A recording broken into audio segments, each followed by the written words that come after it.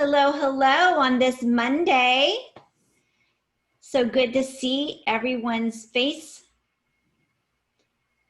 Good Lovely, morning. lovely. I know people are still connecting. I'll give you guys a minute to connect.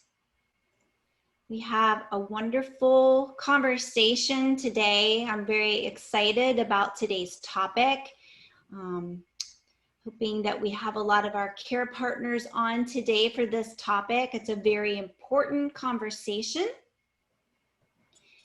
All right, so I see a lot of you are connected. So hello, good morning for those of you on the Pacific Coast and East Coasters. Good afternoon. It is officially lunchtime, so maybe you're going to be having your lunch while we are chatting. My name is Annette Mitchell. I'm Vice President of Programs here at PMD Alliance, and I welcome you today for our Spotlight program with Annette Hand. Before we get started, I just want to let you know that you are currently going to be muted.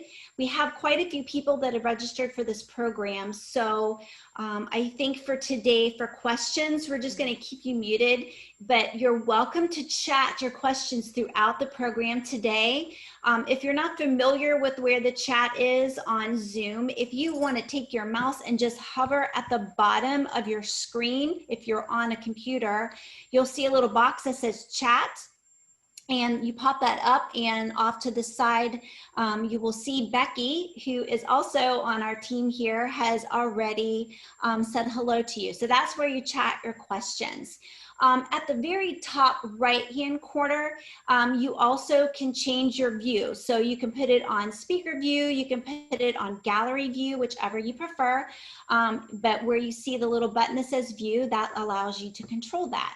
So I think that's kind of the most important things in terms of our housekeeping today. And yes, please chat us. Where are you all from? I'm in Orlando, Florida today. We have Annette Hand with us today, actually from the UK. So this is end of the day time for her. So we welcome Annette Hand.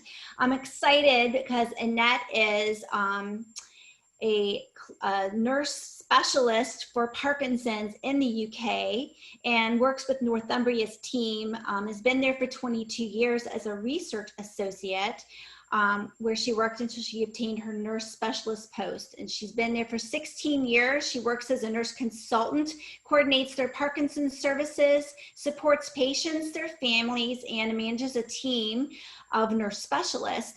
She is very interested in and does research on care partners. So I'm not going to say everything that her bio says. I actually want to hear from Annette a little bit about her history, her background, how she got into working with Parkinson's, and then we're going to kick off this. I know she has some presentation slides on her research findings in terms of her care partners and caregiver or care partner strains. So Annette, welcome and thank you for joining us today.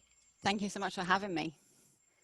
Absolutely. So can you tell us a little bit about you, your background, and how you got to where you are in Parkinson's? Okay, so I've been nursing now for about 30 odd years in the UK here. I can't believe it's been that long. And I have a background when I first started in nursing, working in people with community and in palliative care, and looking at people within medicine as well, so working in a hospital. And it was actually when I was on a ward one day and I saw somebody have what we call an apomorphine challenge. And I don't know if you have that in the US. It's a drug, it's a dopamine agonist, and it's given in injection form. And if anybody has seen the film Awakenings, you'll have seen that moment where they get that levodopa and people became alive and became awake. I remember seeing this lady sitting in the hospital ward and she couldn't move. She couldn't talk to us. She couldn't get out of the chair. And I thought she just looked so tired and so lonely and so sad. And suddenly she had this injection of apomorphine. And within 2 minutes, she was laughing and joking and running up and down the ward. And it was amazing. And I was just blown away by seeing this person have this awakening moment. So from that moment, I badgered the consultant on that ward, and he looked after people with Parkinson's and got involved. And I've always had a bit of an inquisitive mind, so I was lucky to get a research post, as Annie says, at the very beginning, about 22 years ago. And then I became a Parkinson's nurse in the UK here. And at that point, we didn't have many of us, so we probably had about a handful of Parkinson's nurses. We now just have under 400 nurses across the UK. And when I first started in Parkinson's, we had a service of about 250 people with Parkinson's.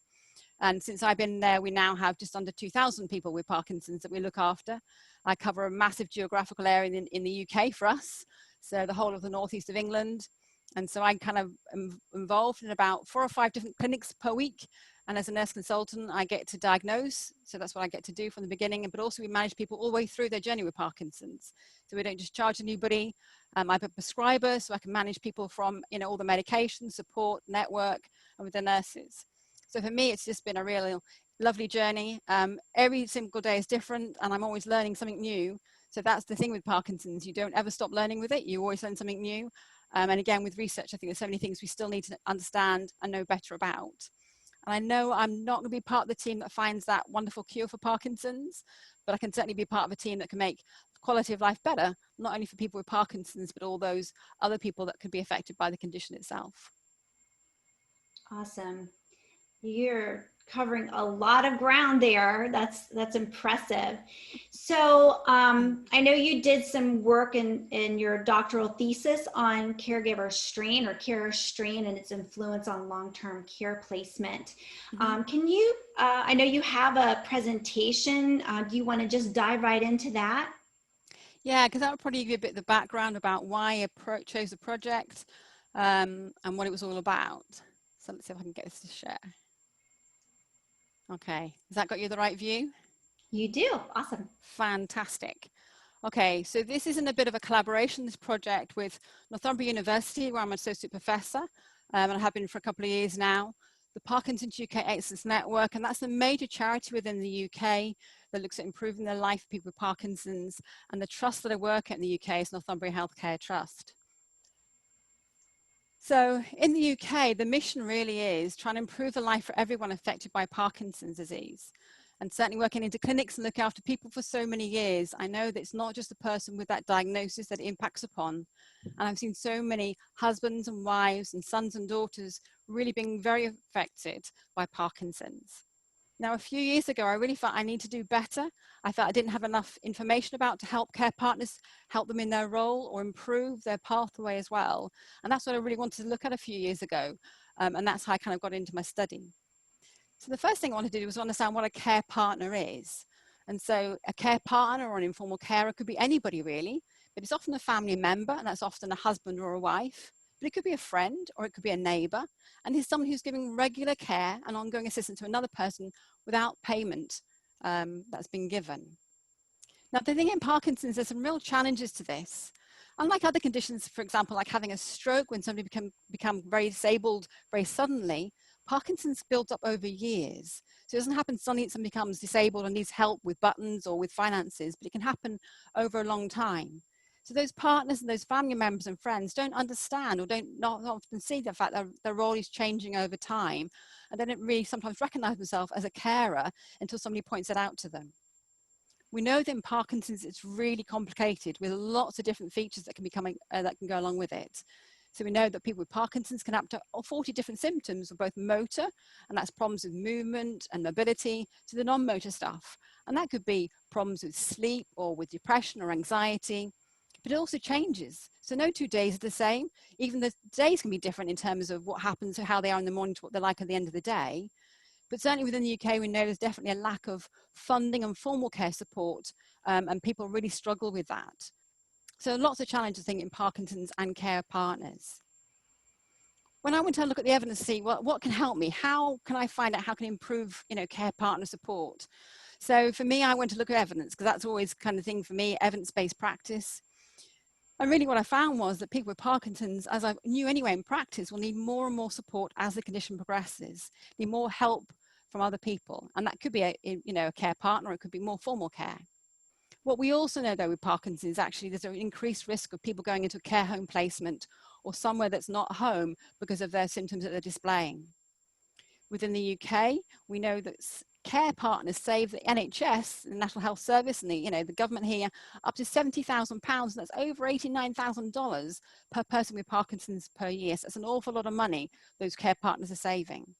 But the thing is, there's a massive risk of care partner strain with looking after somebody with Parkinson's.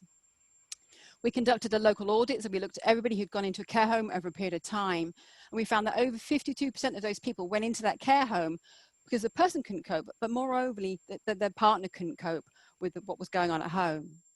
So then I thought, okay, then let's have a look at the data. But actually, there's very little data out there that shows what causes care partner strain or how we as professionals can support care partners better. So the studies that have previously gone on, you can see here, there's a few studies that I've kind of pulled through. But if you look at the one here from 1986, this talks about the average age of the care partner was 56 years old. One of the latest studies kind of shows the UK of 2012, and that's kind of has got the older age carer range of 68.2. But again, you know, you've got a smaller sample size, the average age of the carers kind of is increasing as time goes by. They talk about the average number of years that people have caring, and that's anywhere from, I think, 5.6 to kind of like 9 years of caring. And here, the main hours of caregiving is just over 5 hours of caregiving hours per day. The tasks on any of these studies that weren't described, so we didn't understand what were care partners doing, what kind of activities were they doing to support the person with Parkinson's. And again, that's kind of difficult to understand how we can support people better. So I just want you to make you think about that age, that mean age, and have a look at that compared to the study that I undertook. So the mean average age of the care partner was 68, but also the mean number of hours of care, providing care support per day was just over 5. And then compare that to mine in a little bit. So a few years back now, I developed what we call the Care Needs Project, and this, as I said, was funded by Parkinson's UK. And this is a study looking over people over 10 years. So what I looked at was people with Parkinson's who'd had it for a few years, who were still living at home, but I also looked at people with Parkinson's dementia, a condition called multiple system atrophy, and a condition called progressive succular palsy. And if they had care partners, I also involved those individuals.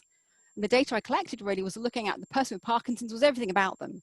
So what their Parkinson's was like, the stage of the Parkinson's, what their functionability was like, what their cognition was like, any other symptoms, how they were sleeping at night time.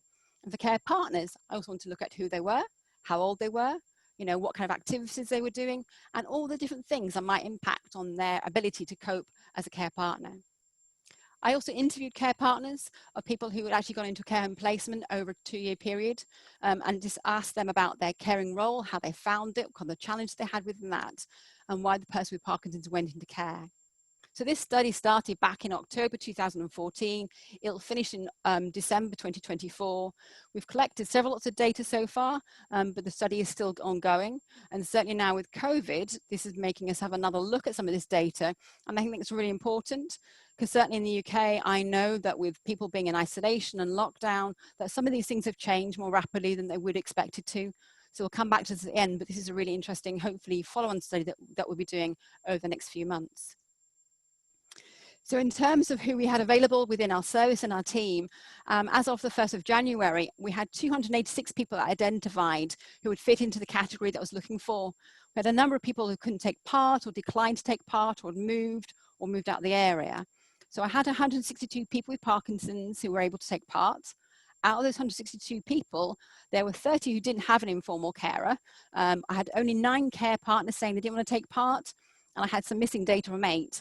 So I actually had 115 matched care partners and people with Parkinson's in my overall numbers. That's 162 people, there we go. And I've already published a couple of papers so far. So the people with Parkinson's, I had 142 with Parkinson's, I had 10 with Parkinson's dementia, I had 5 with MSA and 5 with PSP. The average age or the average time that people had Parkinson's or the condition was about 7 years. But what you'll see on this slide was that we had 132 people at the top here who had an informal care partner, only 30 that didn't. The Hone and Yar stage was very much the same between the two groups, as was the age, so just over 75 or 78 years old. Mostly men who had Parkinson's conditions. TUG, which is a kind of activity level, was poor, so it was poor on both sides. And for formal care support, so we only had 6 people out of the 30 who were actually getting, you know, personal care in terms of washing or dressing support. We had 34 people getting that who already had an informal carer, but it's only 26% of people getting getting any kind of formal care support coming in. And then with domestic support, that's like things like washing, and it's with housework and with helping with shopping. There were 12 people who had carer support out of that informal group, which is 42%. And only 21% out of the informal group who had formal care support, which isn't an awful lot when you think about how much, disability that these individuals will have had. And again, when we look at what we call the Mocha score, so that's looking at their mental health, that was actually much lower than I expected it to be. Also, they had a lot of what we call non-motor symptoms, and a lot of disability that was going on here. So basically that showed us really that this group, was really quite disabled in terms of their Parkinson's, and there was an awful lot of pressure being put on informal care partners to support those care needs. When we look at the carer characteristics, and this was a paper again I published, it showed the average age of those care partners was 70. Now, the studies I showed before, they were often just matching to husband and wife. My study was different because I involved husbands and wives, but also it could be the son or a daughter or family or friends. So actually my age range was anywhere from 35 up into 91. So when you look at the average age of that being 70, it's much higher. So that, that care age is definitely going up, as the condition and as the years go by. The average age or the average time spent as a carer was 5 years. But again, I had some carers up to 21 years in their caring role, which is really immense. And when we think about how people are living longer now with Parkinson's disease, that's something we have to think about going forward. But the most startling thing for me was the amount of hours spent per day in the caring role. And now I've got showing you that's 16 hours. So most of those care partners were providing care 16 hours a day. And for a lot of people, that was also 24 hours. So if the person with Parkinson's didn't sleep very well or needed assistance with turning over in bed or going to the toilet, that care partner was up through the night time, helping people out of bed, helping people to the toilet, or it could have been helping with things like hallucinations or vivid dreams. So that's just immense to think about that amount of care, giving that's being provided.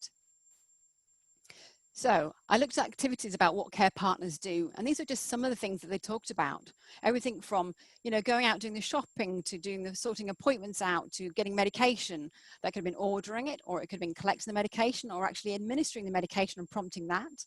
There was obviously washing and dressing, helping with getting out of chairs and mobility support, providing emotional support, financial support too was a big issue. So there are lots of people that I spoke to, lots of the women I spoke to who were care partners, that was a role that they'd never undertaken before. The person, if it was, the husband, if he had Parkinson's disease, often he was the main financial person in the house. He'd been doing the job all those years. He did all the bills, all the mortgages, all the payments, everything else. And so it's very unusual for the wife to take over those roles and responsibilities. So again, some of these roles they were learning to do much later in life than they ever expected to do. And then when I looked about what people were doing about the care tasks, I kind of broke it down. So those care tasks in blue, that's providing all that emotional support. And again, that can be extremely draining on somebody, providing that all the time, supporting somebody, reassuring somebody, helping somebody, being advice and listening to. The orange is about household tasks and activities. So that's all the washing and the cleaning and the cooking and the managing the household activities. Everything in purple is about managing financial support. So that's the bills and the finances of the house. Anything in green was to do with medication prompts or medication, getting the prescriptions organized or administering it. And the things in red are all about personal care. So that's dressing people and bathing people and helping people to the toilet. So all this less of the red activities, there's a massive spread along all of them. So you can see that there's a lot of activities that the care partners were undertaking, in the course of their waking day. So for some, caring can be a really loving thing to do, a really rewarding activity, a really conscious choice. Yes, I want to do that for my loved one, my partner, and that was very, supportive of both people. But unfortunately, caring can also cause loneliness and grief. It can cause shame if you feel like you're not doing it very well and you want to get out of that. It can cause a lot of anxiety and even resentment, feelings of low mood, feeling of, anger and also not sleeping themselves, and stress, and sometimes being seen as obligation. So a lot of those are the negative feelings that often care partners weren't happy to talk about, or were more afraid to talk about, or weren't more open to talk about unless you actually ask them about. And often wouldn't talk to the family and their friends about these things because they felt so guilty about feeling them in the first place. But they felt it was really good to be able to actually offload some of these kind of feelings and thoughts, as part of the study. I looked at carer health, and as you can see, the average age was 70, but 45% of those care partners reported a health condition that impacted on their ability to care, and 25% of them had multiple health conditions, and that could have been anything from cancers to diabetes to heart disease to all sorts of things that people had across that. And these are guys that were looking after somebody with Parkinson's. But also what I found was there were 3 things they were not looking after their own health with. So their own health conditions were getting worse. So certainly if they had things like osteoarthritis and back problems and aches and pains themselves, those definitely got worse after looking after somebody, especially if you're getting people in and out of the shower or out of the bathtub or helping somebody. Carers described not taking care of their own health. So they weren't going out to the gym. They weren't doing the exercise. They weren't eating properly, trying to snatch meals between looking after something. They weren't, looking after themselves, sleeping properly. So they weren't looking after their own health. And that's not just the physical health, but also the mental health. So they weren't going out and having a cup of coffee with friends, going have play a game of golf, going to do something that they really enjoy to do that actually helps them cope and manage. They were stopping to do those things. But also more worryingly as well, care partners talked about developing new health conditions, and that's often anxiety and depression as part of their caring role. I looked at the level of carer strain as well across the whole group. So 107 of my care partners, 74 of those, so that's just under 70% scored what we said, 24, which indicates a need to seek some form of respite care to allow them having a break. So that's like nearly 70% of people were showing that they needed a break from their caring role. And 35 out of those, which is over 30% were scoring even higher, which showed them at risk of burning out. So across this whole group, there's so much carer strain that I hadn't appreciated that, because it's often something that's not talked about in the clinical room when you're seeing the person with Parkinson's. What I really wanted to do was understand, well, what causes that carer strain? I have in my own head what I think it will be. And when I looked at the papers out there, it may actually just talk about 1 or 2 things that were looked at. So it might have talked about the person with Parkinson's, how much medication they were taking, or how much mobility they would have, what their mobility was like. But for me, that wasn't enough. And I think unless you look at the whole bigger picture, then you don't fully understand. So what I looked at is I use this model. And basically in my model, I've got what we call primary stressors, and that's everything to do with the person with Parkinson's. So it's about their mood, their mental status, any kind of psychiatric symptoms they've got, what their non-motor features are like, what their motor features are like, how they're sleeping. So everything to do with the person with Parkinson's. I then looked at secondary stressors, and that's everything to do with the care partners. So it's a care partner's physical health. It's looking at care partner's mood, and also care partner's sleep. Because I know if I don't get a good night's sleep, then I'm really not very good or cope or manage very well the next day. Primary appraisal was all about care partner involvement. So what tasks were they doing? How many hours are they doing that for? How long they've been a care partner for? I also look at what we call secondary appraisals, and that looks at coping strategies. So some people are better at coping than others. Some people can manage that better and can juggle things a bit better. And we've all got personality types and coping strategy behaviors that can help us. So I looked at those. I also looked at things that might be protective. So things about, okay, then what kind of social support have they got? Have they got a really good family network around them they can talk to and can help them? Have they got a really good, strong relationship with the person with Parkinson's that they're caring for?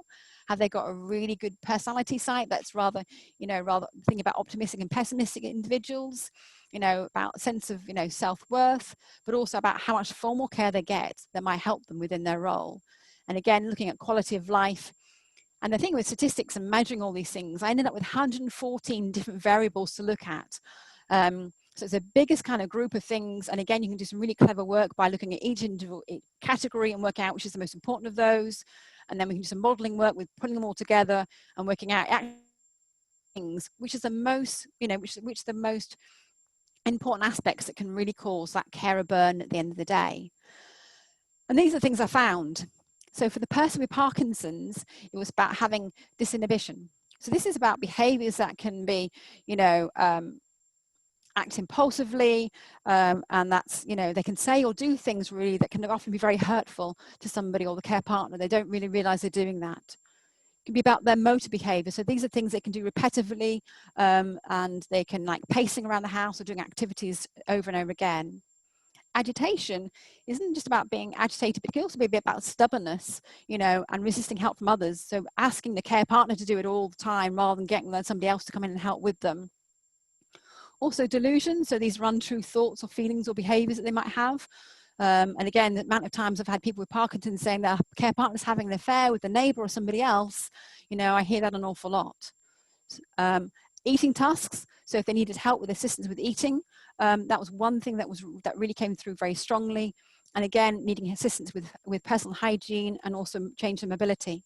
So some of those things were quite unusual and I hadn't really thought about them before. In terms of what it is from a care partner perspective, it's about their health. So if they had poorer health, then again, that was impacting on the levels of strain. And again, that sleep came through really clearly. So if those care partners weren't getting a good night's sleep, that really showed they were really struggling in their role.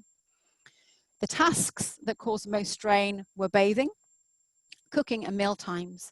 When I saw the cooking and meal times, I had to run the numbers several times thinking, have I got this wrong? You know, is this really right? And then when I went back to my care partners and said, well, why has this come through? What they were telling me is often they were up all night helping the person with Parkinson's get in and out of bed or with problems with hallucinations or hallucinations. Through the daytime, they're getting washed and dressed. They were running around getting medications. They were, you know, busy getting them out and about and supporting them. They weren't doing anything. And then they were suddenly having to think, okay, then what am I going to cook? What am I going to make for the person who they're going to really enjoy it? What are they going to actually eat and have, you know, and that's going to, they're going to, you know, appreciate that meal and the time and effort I spend on that meal. Because we know with Parkinson's often sense of smell and sense of taste goes, things aren't the same again, you know, and often sometimes, you know, what they eat is different. It can be messy sometimes. So those care partners really found that the whole cooking and mealtime bit was really very difficult after all, you know, and trying to spend that extra time in preparation work doing those activities. I found that actually active coping styles was a real sign of strain. And I think this is more really that trying to react to that excessive strain and trying to find things that can kind of like help measure that. So they were getting in more, trying to get more support in, or trying to ask family and friends to come and sit, or having, you know, befriending services. So it was definitely coming through. Before that, people were very much burying their head in the sand with the coping behaviors. The one thing that really helped was protective, was having a really strong relationship with the person with Parkinson's to start off with. So having that real good bond, really good support with that really showed through. So for me now, it really helps me to understand, okay, then there are these things. So when I'm in clinic, I can question about some of these behaviors that I might not have done beforehand. Even things like cooking, meal times, I can simply, you know, help signpost them to things that might be quick and easy to manage, and that some person with Parkinson's might enjoy. They're not going to spend a long time over. Helping getting involved with occupational therapy to look at, you know, feeding, you know, equipment and aids and adaptations, and, you know, even mealtime support, and not feeling guilty about, you know, getting meals in that are ready made or ready prepared.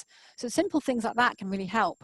The nighttime, you know, getting sitting services, having a respite for a couple of nights sleep, even asking another family member to come and stay with the person with Parkinson's over nighttime so that care partner can get some sleep, has been really helpful, you know, to understand that in a far more detail.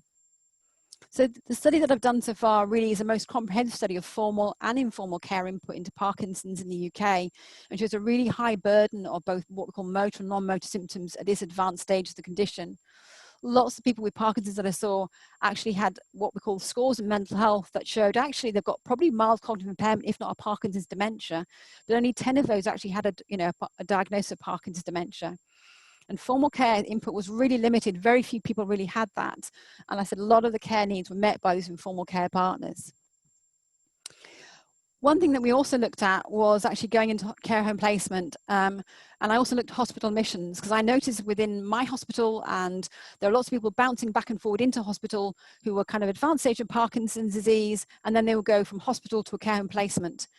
And we found this very much in the paper that we did, and when we looked at the numbers, showing that actually people did bounce back and forward at that end stage. And there were a number of times when people came into hospital following maybe a fall, they could have been fit enough and well enough to have gone home, but actually the care partner turned around and said, no, I can't cope anymore, enough is enough. And actually the hospital has made a decision, actually, no, they can't go home anymore. And that care partner really needed that decision to be made by somebody else other than themselves, say actually enough is enough, that they can't stay at home anymore. So we really want to look at how we can make sure we can kind of identify those people much earlier on, because this must be such a distressing time for both the person with Parkinson's and their care partners, with these unplanned admissions to hospital and bouncing back and forward, that actually, you know, I have now said to a number of people with Parkinson's, I think it's time we think about care home placement or think about a long-term care facility, because it's really obviously not managing at home anymore. And that's been such a relief, I think, to the person with Parkinson's and their care partners. It's, you know, at least we can plan that way. We can make sure it's done in a careful way. We can choose an appropriate placement for them, Whereas in the past, it's often been done in the last minute and what's available. So it's not been done, and there's a lot of, you know, guilt and anxiety that goes around that otherwise. So it's been really helpful to be able to understand that better too. Some of the things that Care Partners talked about was, you know, the hardest thing was admitting I just couldn't cope anymore and just being about close to breaking point and just getting to the end of the tether and just couldn't manage them any longer. I just had to walk away, and it was just so frustrating. And unfortunately, these things that I hear, you know, frequently, and unless we ask about them as healthcare professionals, then we don't hear them. And all I'm saying is, healthcare professionals, we really need to ask Care Partners about how they're coping, how they're managing, to avoid Care Partners getting to this stage where they really are just not coping very well at the end of the tether. So from my research within the UK, it's been great to see some real changes. So there has been what we call an all-party parliamentary inquiry. That's how we can improve the mental health of people with Parkinson's and their care partners. And because of my research, it's saying now we've got to address the mental health concerns of care partners as well as people with Parkinson's there, and directly relates to the research that I've done to show that that's why we need to do that. Because of that anxiety and depression developing as part of, as a response to the caring role. We signpost, you know, to Parkinson's UK much more, even from the diagnosis stage now, to make sure they're involved much earlier on in the care. So they're a part of that process. They feel, you know, an engaged partner within that. And we've just started what we call the Parkinson's Connect project in the UK, again, involving care partners or carers and husbands and wives much earlier than we would have done in the past to help them with their journey. There's a carers assessment that can happen, but again, it's just, unless you refer somebody through to this, they don't get access to it, they don't understand about or know about it. So again, when they come into clinic, we have said, have you had your carers assessment? And this automatically gives them the chance to have a look at what care and support they want and what services are all available to them, if they're still happy within their role. So it just gives them that right to a full you know, that care assessment in their own right, rather than just a person with Parkinson's. And as healthcare professionals, certainly been advocating across the UK that these guys are a real crucial member to the care team. Without, you know, their input to understand how the person with Parkinson's is getting on, because often they see how things are progressing, how they're doing, they know the day-to-day wise how that person with Parkinson's is. They can help understand that, you know, any new treatments, any side effects they're getting to, how they respond to those. It's really important we, you know, involve them and engage them really early on. But again, trying to encourage that formal care early if we possibly can do. So for me, the key messages when I'm talking to this, you know, to other healthcare professionals and to people, is that care partners are really invaluable support for the person with Parkinson's disease. They are central to their team, and, you know, should be considered as care work, you know, co-workers in part of their partnership approach. But we certainly need more friendly, you know, health services, because often, you know, when you go into a clinical setting, it's just focused on that person with Parkinson's, and often the care partner doesn't get the chance to talk about how they feel, how they're doing. Certainly care partners need to support themselves, and certainly better access to care support. So those are things that we're still working on within the UK, and recognise that we're probably in the UK, we're not alone in that aspect. So thank you. That was fantastic information. A little overwhelming, maybe a bit. And I have to say, Annette, towards the end, your sound kind of, I don't know if your microphone moved a little bit, but we still captured it, but you were a little harder to hear. Sorry. Okay, so we do have some questions, but you provided us a really good overview, and I think that if you hadn't thought about this before in our audience, many of you are probably just like, wow. 16 hours a day for many people for years, 5 years and longer for others. And of course, that may not be the whole entire time, but that's a lot of time to be performing caregiving skills. And what you mentioned, the ones that seem to have the highest correlation to the burden was some of the non-motor features, the cognition, the mood, the psychosis, and then some of the caregiving needs. And I wasn't really surprised about the idea of having to come up with a meal after everything else that you've done, because there are days when I'm finished with work and I don't like want to cook. So I can't even imagine that. So can you delve in maybe just a teeny bit more about, you know, those non-motor issues? What can care partners do if they don't have a support system around them to manage these things, and what kind of message can we encourage our care partners that are listening today to not wait until they're in that crisis to reach for help? And I think that's kind of the key thing, is not feeling guilty about asking for help. Mm-hmm.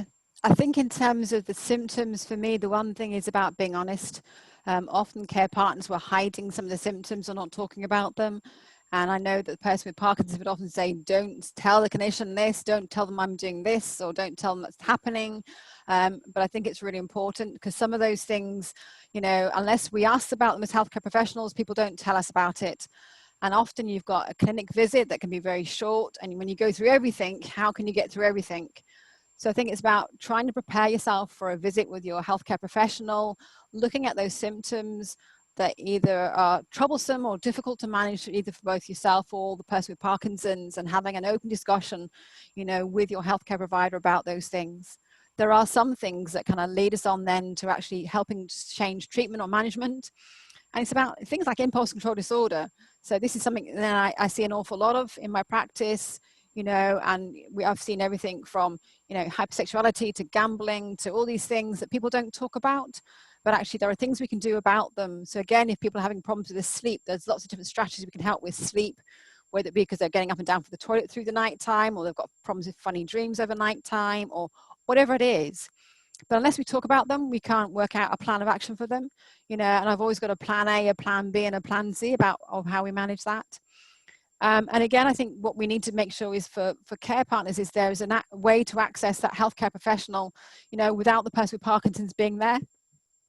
So it's about giving you the chance, the opportunity to talk about it without feeling like you're being disloyal, or, you know, you're dobbing in the person with Parkinson's, or you're saying something behind their back. But you've got to be able to have that open forum as well about saying, well, actually, this is what's happening, you know. I know in the UK that we're trying to promote that and push that, and we've got ways of having consent so that, you know, partners can phone us up and they can talk about what's going on, and we can provide support for them too. But again, it's just as things change and alter, it's about understanding Parkinson's, the impact it can have on them, you know, that person, understand the symptoms, you know, discussing those early on. Don't hide them away. Don't, you know, pretend they're not happening, because unfortunately they will just get worse over time. And it's the little things. So it's, you know, it's about, if you're struggling, you know, don't try and hold back. You know, if there's formal care that you can get out there, then trying to get that earlier on, and even if it's a little bit building up over time, makes a huge big difference in the long run. Great. So, you know, as the care partners over time continue to take on more responsibilities, more duties, it's kind of like a scale that becomes tipped in the balance. And they're taking on more, and that's physical and emotional. And it was really telling in your one slide that you were talking about all the different things that they're having to do while maybe learning all new stuff, like not having done the banking before, or was only partially involved, and having to learn how to do home maintenance activities, and managing all of those things while also having to manage the care of their loved one, and all of those tasks that you broke down. I mean, that's an enormous undertaking. And many of them are doing this all on their own. I know a lot of them then get into this cycle of frustration, anger, and guilt. Can we talk a little bit about that? Because some of the things that are being commented here is that loving is hard, and some days you don't even like them. You love them, but you don't necessarily like them. And when you're pushed to your limit, it's your margin of ability to cope with these things is a lot smaller. You can get hurt. Somebody's developed rotator cuff tendonitis from lifting them up to get out of bed. At what point do they say enough is enough? And I know it's going to be individualized, but how can we help care partners understand what their limitations are and be able to admit that without that guilt? And how do we educate our healthcare providers to ask the questions that maybe they're afraid to, to bring up themselves? And I know that's a lot of questions in one, but Oh, it's so difficult, and I think it's about starting off the journey in a better position. And I think often, we start off by trying to help the person with Parkinson's a lot more, doing things that they can actually do themselves. And we get into a cycle and a rhythm and a routine of doing that automatically. And it's easy if I do it. And it's really important we try and maintain that person with Parkinson's independence. If it takes it long, sometimes you've got to walk away and let them get on with it and not get frustrated by it. So there's a lot about those things. But I think it's identifying that this is a really tough job as a care partner with somebody with Parkinson's. It's a job that's kind of it's a long road, it's a long journey. And if you put a job description up, would you be a care partner of somebody with Parkinson's, caring for 16 hours per day, no pay for it, not getting any sleep for it, and all these things? You never apply for that job. You never do that. And I think we just have to be kind to ourselves. We have to realize that actually, even the very beginning, we have to look after us. Because if you don't look after us, then who's going to look after the person with Parkinson's?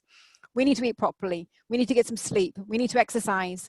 We need to, do the things that are really important to us, like getting out, having a cup of coffee with a friend, going to the shops, whatever it is that you enjoy doing yourself. Don't give up the activities that are really important to you.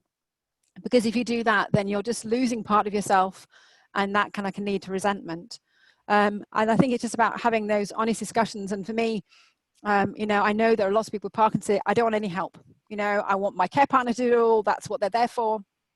And I honestly have a frank discussion with saying, well, what happens if your care partner does this and they end up having a fall, or pull their back, for example, because they've been moving you, and they end up in hospital? What's going to happen to you then?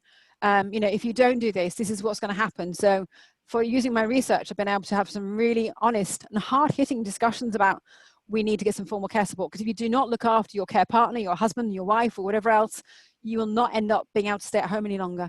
Or what will mean that you'll have to go somewhere else, because it's not sustainable. We cannot carry on like this.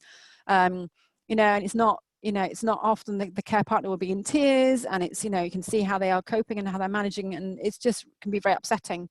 So it's really hard discussion sometimes, and it's really being open and honest, saying no, and it's trying to have that partnership approach from the very beginning. Right. Yeah, one of our care partners said they didn't ask for help and they ended up disabled. Mm-hmm. Mm-hmm. And you talked about, hospitalization, and that, the healthcare team telling them they need to go into a long-term care facility, and almost it can sometimes be a sense of relief, but waiting till you're at that crisis point is not the best thing, because like you said, there's fewer choices available. So what would you recommend to care partners in terms of their long-term planning? Okay. Especially if they don't have family support system, or a family that doesn't want to. Okay.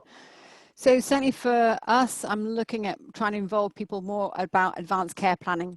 So planning ahead, planning for the future. I think lots of us plan about what our funerals will be like and what we want when we die, but not many people think about, okay, then what are the steps before we get to that stage? And you have to be honest with yourself about what would be the stages that I would be at where I think actually we can't carry on at home anymore. What is it that we need to have, or what other care support we need to have? So again, it's really uncomfortable decisions, it's really uncomfortable thoughts, and having those earlier on in the journey, rather than waiting until you've got there, and doing that in a crisis point is really helpful. So it is about thinking ahead, having those discussions with each other, thinking about, okay, then, if you find that your mobility is worse and you need help with washing and dressing, I know I can't do that because my health is deteriorating. If we get some care in at home that we might be manageable. Or if you've got sleeping problems, if I can't get some night's sleep, then, we might need to think about respite care. But it is about planning ahead and planning for what if, what would the stages be where we feel actually, no, that's not going to be okay anymore. And I certainly talk about people when I come to clinic now about, okay, then where are we at to? How are you coping? How are you managing? Because if you talk about support, there's so much we can actually give even early on days. So there could be aids or adaptation or equipment or support from family and friends that are around about, or more formal care, involve. It could be, day centers, it could be respite care, it could be, befriending services. There's lots of different things out there for people. But if we don't have any of those things and just try and cope with just the two people by themselves, and then suddenly it gets all too much, trying to incorporate any of those things is just too late. So I'm saying trying to get that formal care support earlier on is really, really important. So I said just a little bit, and it might be just somebody coming in to help out with the cleaning, or taking away some of those activities that just take away, or just allowing the care partner to go out and have a few hours by themselves, so they're not worried about the person with Parkinson's at home having a fall and wondering what they'll go back to. So it's trying to get those things and built up gradually over time, because this isn't a job you'd apply for if you had that choice. Right. So we've had a couple of people write in from the PWP's perspective. One is, my wife is now starting to see my deterioration, especially the following. So how can I take the scare factor out of what she feels when I go down? I've hit my face hard 3 times in a week. And another one's, what about the PD person who doesn't want any help? Okay, in terms of the person that's falling, for me, it's about that you are doing everything that you can do to prevent that fall from happening. So I often see people with Parkinson's who don't do exercise, will not do those activities that the physiotherapist will have provided for them. And it's about having a safe environment. So it's about having a home and removing things like rugs and not furniture walking. It's about trying to be as active as you can do. And we know that exercise makes a massive difference to people with Parkinson's in terms of the progression and how they move and how they stand, and reducing that falls risk. So, if you're trying your very best to keep this the best health you can, that makes a real difference. We know that falls is a risk with Parkinson's, and it must be heartbreaking to see or to hear that. But we know that the data shows actually that those people with Parkinson's who fall, actually there's very few fractures, hospital admissions following those falls, and lots of people bounce back up again.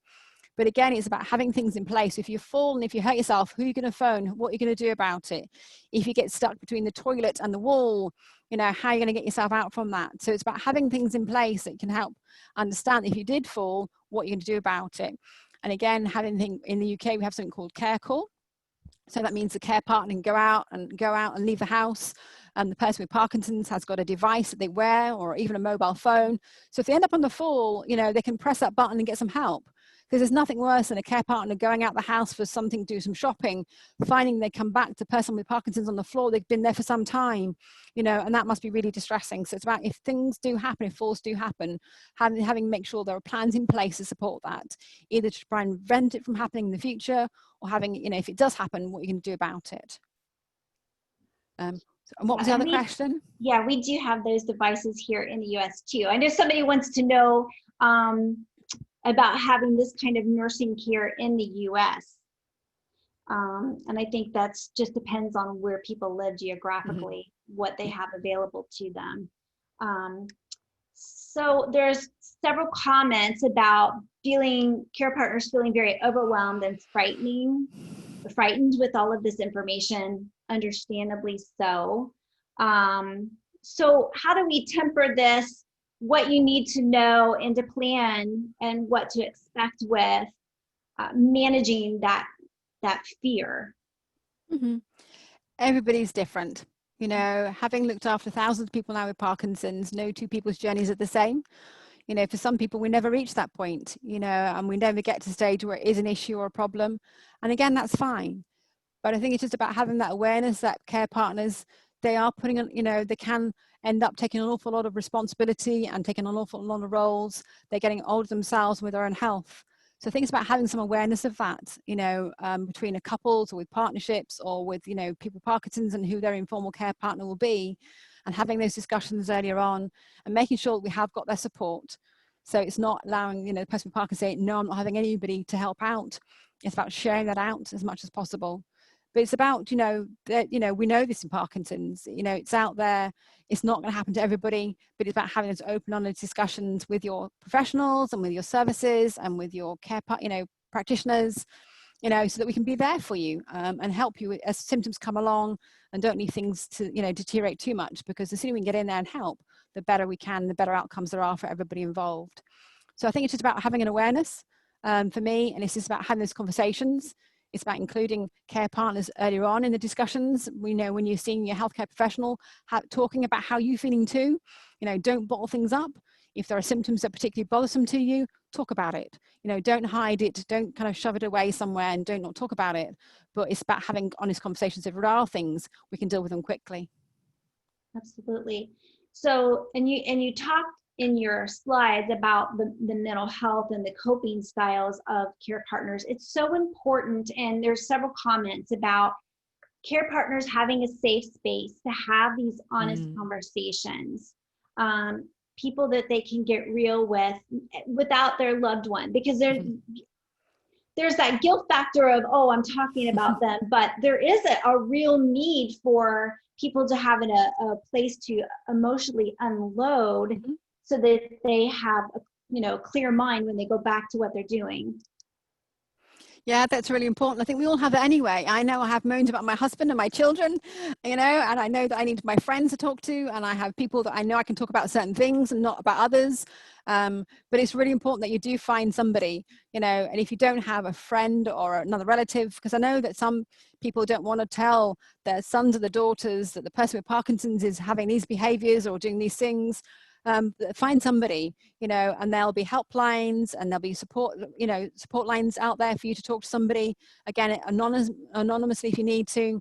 In the UK, we obviously have Parkinson's nurses, and you know, for us, it's about, we understand Parkinson's, we see it, we understand what you might be going through. We're not doing that, but having, living it part it with you and understanding what the person with Parkinson's is like. It's about having that there. So yeah, it's really important to talk, and not to bottle things up, to not hide away from it all, but just to be, open and honest with somebody. Absolutely. And there are support groups available for people, care partners. We actually at PMD Alliance have a support group weekly for the care partners alone and adult children, as well as for those who are diagnosed. So many areas that we're meeting in person have moved to online. You can go to our website to see that listing, but that is an important aspect of care partners coping through this, is connecting with others. I know that some people are frustrated about being able to actually have opportunity or access to their doctor to talk to them independently without their loved one. Do you have any suggestions for those who are meeting some resistance? Just keep trying is what I would say, because often the symptoms that you want to talk about, they're really important that we understand them as healthcare professionals. They're often the ones that kind of indicate that some things are changing or the person with Parkinson's is progressing, and often leads to changes in medication. We know that all the drugs that we use for Parkinson's can cause increases in confusion and in terms of memory problems and hallucinations and illusion and paranoia. There are, so all those things. So if you've got a symptom that you're finding difficult, then it's really important that we know about it. And I know that people feel like I said, they talk about the person behind the person's back, but it's helpful as clinicians that we understand, because the last thing you need us to do then is to change around medication and actually make those symptoms even worse. So all I'd say is go back to that healthcare, go back to the clinician, go back to the doctor, and keep on with that dialogue. And I'm sure there will be advocates out there to help support you within that process. But certainly we know it's important. So, keep trying. So flipping this around a little bit, what if you have the situation where the person with Parkinson's is on board and recognizes that there's some issues here, but the care partner is in denial? And they don't want to talk about care, and they don't want to talk about, long-term planning, as well as, end of life. Oh, it's so hard. And for me, these conversations, they take time. They don't happen all at once. You wouldn't talk about all those things to start off with. And that's why it's about finding somebody that you can trust to talk to. And again, it's about the open honesty that we can happen. And it's often friends and families. The amount of times I've had, even daughters or sons phoning me up saying, Annette, I'm really worried about my dad or my mum. They're the main carer for, and I can see that they're changing and they're not going out anymore. They're not eating properly. They're losing weight. So sometimes it's about having other people to help, to confirm what we know. And sometimes we're trying to really hard to cope and manage, and we don't want to be seen to be not coping and managing. And for me, this is about coping and managing better, is understanding and recognizing that in ourselves. So sometimes you just have to listen to others and take on board what they're telling us. And just, look around us and realize that actually, I said, this is a really tough job. And this is something we should be doing alone, and we should be all working together for it. Absolutely. Someone said it takes a village, especially right now with COVID-19. So, this information was data that you gathered even before COVID. So can you talk a minute about what you've seen since all of this sheltering at home in COVID? Yeah. So here in the UK, we've been on lockdown from, virtually March through to just a few weeks ago for people with Parkinson's. And even now in some places, people are still very much self-isolating. Within our service, we run a helpline. So every single day of the week, we have, nurses that man what we call our helpline phone. So anybody can phone in. And we've received an awful lot of phone calls over the last few months from people with Parkinson's and from care partners with deteriorating. So I think with not being as active and being at home and not being able to get out and about as much, certainly people with Parkinson's mobility has deteriorated. They've become more reliant on their care partners, needing the care partners to do more for them. But we've also seen care partners not getting the support, so not being able to get out and about themselves, not being able to go and do the shopping, not being able to go and have a cup of coffee with their friends, so it's some of those activities.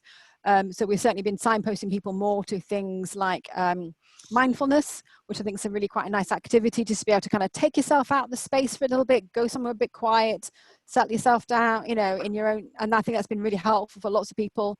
But looking at activities that we can do while isolated, and being able to have that, still having that time out, that you time, my own time, me time, is really important still. So we have seen lots of deterioration, but I think certainly a great increase in carer strain because of the fact of not having those support networks around people, not being able to see loved ones and family and friends. It's been a stressful time for lots of people, but for somebody looking after a long-term condition all the time, that's been even worse.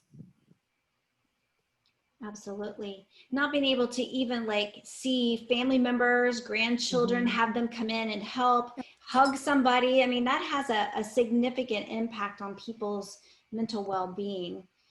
And that kind of goes back to, you were saying that in your study that you're doing some additional research surrounding kind of the impact of COVID on the care strain. Could you talk a little bit about that? Yeah, so in terms of the project, we weren't meant to be seeing people again for the project for another couple of years. We've done, a fair bit of data collection already. But because of COVID, I'd be really, we don't have any information about how people have progressed with Parkinson's during lockdown or social isolation, or even having COVID itself, how that's impacted on their Parkinson's. But also on care partners, I've seen that an awful lot with people that I've seen and spoken to, or in clinic. So what the plan is, I've gone back for more approval to actually, over the next 12 months, is to go back and do some reassessments and to have some more conversations with people with Parkinson's and their care partners to understand exactly the impact. The thing for me is that COVID isn't finished. It's not over yet. I know within the UK, the numbers are going back up again. We might be being put back on lockdown. It could be the fact that this conditions, COVID is going to go around for a while. And what we really need to do is understand how we can support people better, how we can understand better the impact of this, these kind of periods of, enforced lockdown, both on people with Parkinson's and care partners. So yeah, so for the next 12 months, we'll be reevaluating, reassessing both people with Parkinson's and care partners again.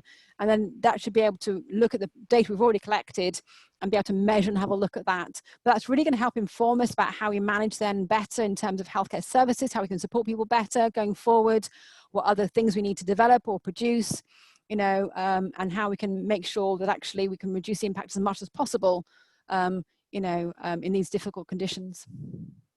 Yes, and that's globally. So we are actually going to be participating in that part of that study. So the care partners that are in our audience can have the opportunity from the US to be a part of this data that we can contribute to Annette's work and to help us be better informed on what's going on, the impact of COVID, and the kind of things that we can do to kind of help support the care partners and the persons with Parkinson's out there. Okay, so That would be really amazing.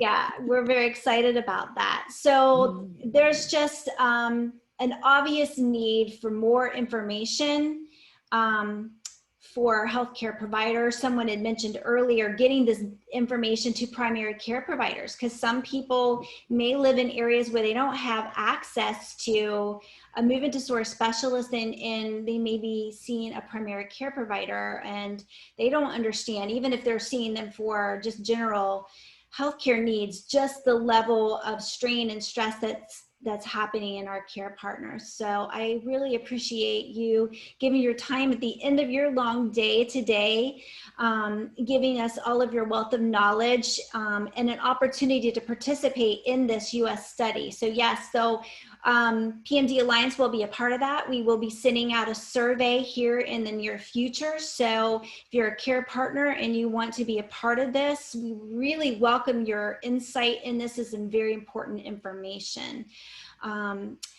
Just so you know, upcoming this week as well, in terms of our programs, before we sign off the day, we have a lunch with docs on Wednesday with a physician that's going to be discussing tremors and the variety of different tremors. So if somebody is dealing with that, wants to know a little more insight, please enjoy that on Wednesday. So Annette, I really appreciate you taking your time today and joining us, and all of you that's stayed in here and learned about this situation with our care partners. And we want to just say thank you for joining us. And we want to do our normal wave off to all of our friends. Thank you for being a part of this. We will have this recording available if you want to go back and share it. You guys have a wonderful rest of your Monday. Thank you. Thank you. Thank you, Annette. Thanks so much. Thank you, everyone. Bye-bye. Bye.